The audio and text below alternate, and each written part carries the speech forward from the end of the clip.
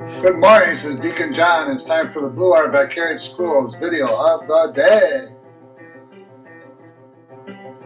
Happy birthday, Adriana! And now it's time for the daily holidays.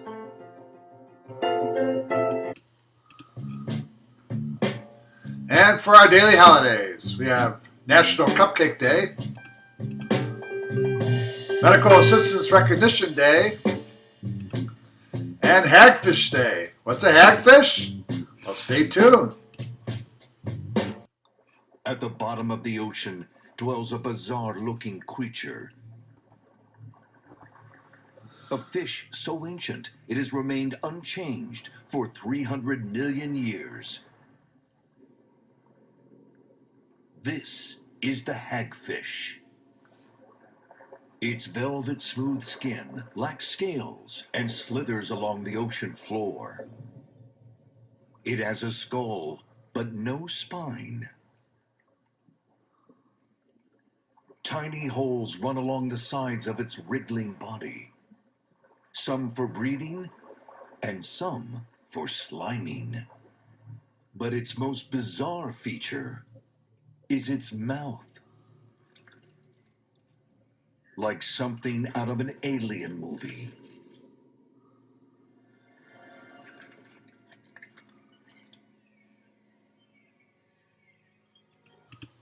Now it's time for Unleash the Gospel! In the introduction of the pastoral letter, the Archbishop says he would like us to become joyful missionary disciples. What does that mean? Well, to be joyful is a feeling expressing or causing great pleasure and happiness. A missionary, on the other hand, is a person sent on a religious mission, especially one sent to promote Christianity. And a disciple is a personal follower of Jesus during his life, especially one of the 12 apostles. To be a joyful missionary disciple means to go forth with a person of happiness on a mission to share the good news of Jesus Christ. And stay tuned for next issue of Unleash the Gospel! Hey, I'm Chris Troy, host of St. Clair County RISA's Moment in History, with today's Moment in History Extra. And we're here at 1125 12th Avenue, Port Huron, which is one of the most unknown buildings in Port Huron today. But during 1944, with World War II raging on, this building brought daily aid to the world by supplying a coffee substitute to the American people.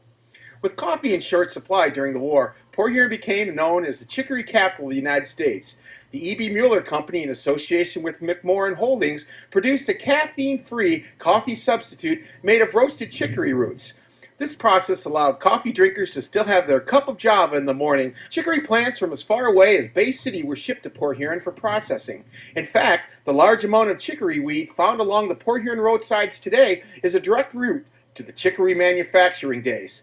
The Port Huron chicory plant remained in operation until 1973, when coffee once again became readily available and the taste for chicory began to fade. For Moment in History Extra, hey, I'm Chris Troy, reminding you all that history lives in all of us. This is Franciscan Media's Saint of the Day for October 18th. Today we celebrate St. Luke. As familiar as we are with the name of today's saint, we know little about the man. A Gentile Christian, his 2-volume work shows the parallel between the life of Jesus and that of the Church. Luke's Gospel was probably written between 70 and 85 A.D. In it, he emphasizes Jesus' compassion and patience with sinners and the suffering, stressing that Jesus died for Jews and Gentiles alike. Little people figure prominently in Luke's writings. He makes a point of showing Jesus at prayer before every important step of his ministry, and he portrays the joy of salvation that permeated the early church. Tradition holds Luke to be a native of Antioch, and Paul calls him our beloved physician.